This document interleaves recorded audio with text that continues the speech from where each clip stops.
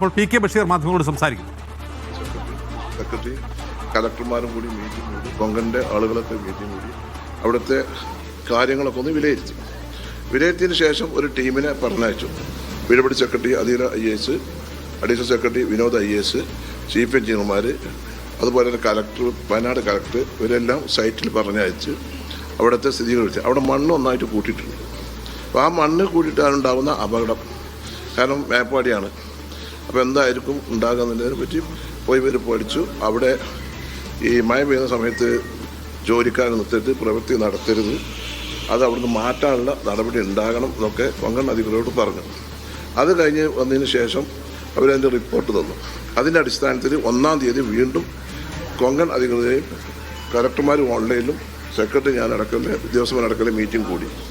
അന്ന് നമ്മളവർക്ക് കർശനമായ നിർദ്ദേശം കൊടുത്തിട്ടുണ്ട്. ഒന്നാമത് മേപ്പാടിയാണ്. മേപ്പാടി പ്രദേശത്തിൻ്റെ കാര്യങ്ങളൊക്കെ അറിയാം. പിന്നെ ഇതിന് എല്ലാ അനുമതിയും കൊടുത്തത് കേന്ദ്ര പരിസ്ഥിതി മന്ത്രാലയമാണ്. എല്ലാ അനുമതിയും കൊടുത്തു. അങ്ങനെയാണ് തുരങ്കത്തിൻ്റെ നിർമ്മാണം കഴിഞ്ഞ ഗവൺമെൻറ് കാലത്ത് ആരംഭിക്കുന്നത്.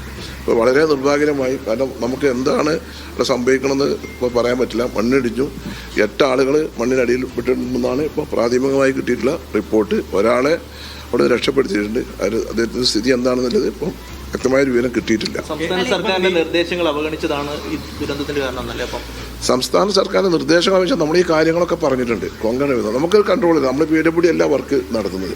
ഇതൊക്കെ നിർമ്മാണ ഏജൻസിയാണല്ലോ. ആര്? കൊങ്കനാണ്. നമുക്ക് നമ്മുടെ എഞ്ചിനീയറിംഗിൽ നിന്ന് യാതൊരു മേൽനോട്ടം കൺട്രോൾ ചെയ്തിട്ടില്ല.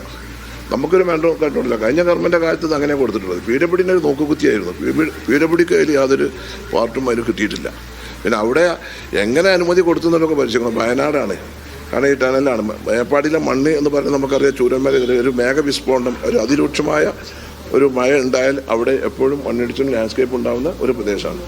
അപ്പോൾ നമ്മൾ ഗൗരവമായിട്ട് പഠിക്കണം. ഇപ്പം ബഹുമാനപ്പെട്ട കൃഷിമന്ത്രി അവിടുത്തെ MLA സിദ്ദീഖുമായി ബന്ധപ്പെട്ടിട്ടുണ്ട്. അദ്ദേഹം അങ്ങോട്ട് പോകുന്നുണ്ട്. മറ്റുള്ള അടിയന്തരമായിട്ടുള്ള മറ്റുള്ള ഡിസാസ്റ്റർ പ്രവർത്തനങ്ങളൊക്കെ ഇവിടെ നടക്കുന്നുണ്ട്. മിനിസ്റ്റർ പറയുന്നത് നേരത്തെ തന്നെ ഇത് 2 തവണയായിട്ട് അലേർട്ട് കൊടുത്തിരുന്നു. നമ്മൾ കൊടുത്തിരുന്നു. നമ്മൾ മീറ്റിംഗ് കൂടി. നമ്മൾ ആദ്യം ഞാൻ മന്ത്രിയായി വന്നതിന് ശേഷം എനിക്ക് വയനാടിൻ്റെ എല്ലാ സാഹചര്യങ്ങളും അറിയാം. അതുകൊണ്ട് തന്നെ ഞങ്ങൾ ആദ്യം ഒരു ഓൺലൈൻ മീറ്റിംഗ് കൂടി കഴിഞ്ഞ ശേഷം അവിടുത്തെ സ്ഥിതിഗതികൾ പഠിക്കാൻ വേണ്ടി സെക്രട്ടറിനെ തന്നെ സാധാരണ മറ്റ് കളക്ടറോട് പറഞ്ഞത്, ഇത് PWD സെക്രട്ടറിയും അഡീഷണൽ സെക്രട്ടറിയും 2 IAS ഓഫീസർമാരെയും എഞ്ചിനീയർമാരെയും പറഞ്ഞയച്ചു. അവർ പോയിട്ട് നിർദ്ദേശങ്ങളൊക്കെ കൊടുത്തു. കളക്ടർമാരുണ്ടായിരുന്നു. അതിൻ്റെ അടിസ്ഥാനത്തിൽ വീണ്ടും 1-ാം തീയതി മീറ്റിംഗ് കൂടി. അവിടെ തിരുവനന്തപുരത്ത് കൊങ്കണത്തിൽ എല്ലാവരെയും വിളിച്ചുകൂടി.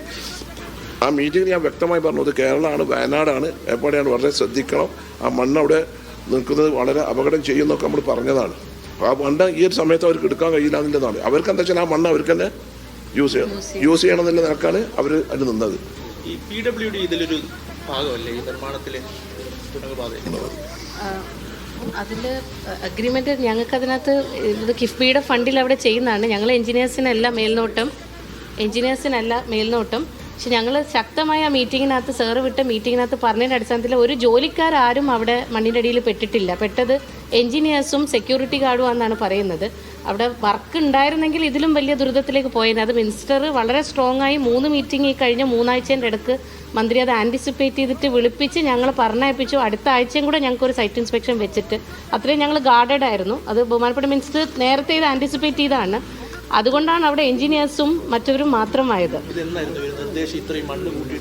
മണ്ണ് കൂട്ടിയിട്ട് പോയിരുന്നു മഴക്കാലത്തിന് മുമ്പ് തന്നെ. അതുകൊണ്ട് ഇനി ആ മണ്ണ് എടുപ്പിക്കാൻ നിന്നിരുന്നെങ്കിൽ ആ എടുപ്പിക്കുന്ന പണിക്കാരും കൂടെ അതിൻ്റെ ഉള്ളിൽ പെട്ടേനെ. അതുകൊണ്ട് ഞങ്ങൾ CAയുടെ ഓഫീസേഴ്സും എൻവയോൺമെൻറ്റൽ ഓഫീസേഴ്സും ആയിട്ടാണ് പോയത്. വലിയ ടീമാണ് പോയത്. അപ്പോൾ CAയുടെ എഞ്ചിനീയേഴ്സും പറഞ്ഞത് ഇപ്പം ഇനി ആ മണ്ണ് തൊടണ്ട, പകരം അവിടെ ഏരിയ എന്നുള്ള ആൾക്കാരും അതിൻ്റെ താഴ്ഭാഗത്ത് മീനാക്ഷി പുഴയുടെ അടുത്ത് നിന്നുള്ള വീട്ടുകാരെയും കൂടെ ആവശ്യമുണ്ടെങ്കിൽ മാറ്റിപ്പാർപ്പിക്കണം, ചെലവ് കൊങ്കൺ എടുപ്പിക്കണമെന്നൊക്കെ പറഞ്ഞ് ഞങ്ങൾ വ്യക്തമായ നിർദ്ദേശം കൊടുത്തു. സർ മുന്നറിയിപ്പ് പറഞ്ഞിട്ട് നമ്മൾ വന്ന് ഇപ്പോൾ ജൂലൈ 10-ാം തീയതി തുടങ്ങിയില്ലേ, ഇതിൻ്റെ എസ്റ്റിമേറ്റ് ഉണ്ടാക്കിയ നമ്മളല്ല, PWD അല്ല, കൊങ്കൺ റെയിൽവേനെ കിഫ്ബി SPV ആക്കിയതാണ്. ഇതിൻ്റെ വർക്ക് അറേഞ്ച്മെൻറ്റ് കൊങ്കണാണ്. എല്ലാ മേൽനോട്ടവും കൊങ്കണാണ്. അല്ല നമ്മളല്ല. PWDയുടെ മേലെ നിങ്ങൾ ചാരണ്ട. നിങ്ങൾ കുത്തി ചോദിക്കുന്നത് ഇപ്പോൾ അതാണല്ലോ. അല്ല, ഇത് നമ്മൾ പിന്നെ നാട്ടിലെ ഒരു വിഷയമായതുകൊണ്ട് PWDയിലെ ഉദ്യോഗസ്ഥന്മാരെയും സെക്രട്ടറിനെയും അങ്ങോട്ട് അയച്ചതാണ്. എല്ലാത്തിനും നിങ്ങൾ രാഷ്ട്രീയം കാണില്ലേ. ഒരു ദുരന്തം ഉണ്ടായതാണ്. ഉണ്ടാക്കിയോണ്ട് ഇതിന് വ്യത്യസ്ത വീര നമ്മളല്ല. അതന്നെ അത് നിങ്ങൾ മനസ്സിലാക്കണം. അതിങ്ങനെ മറ്റേ ചാനൽ ഓരോ നോക്കിയാൽ ചെയ്യാൻ പറ്റും.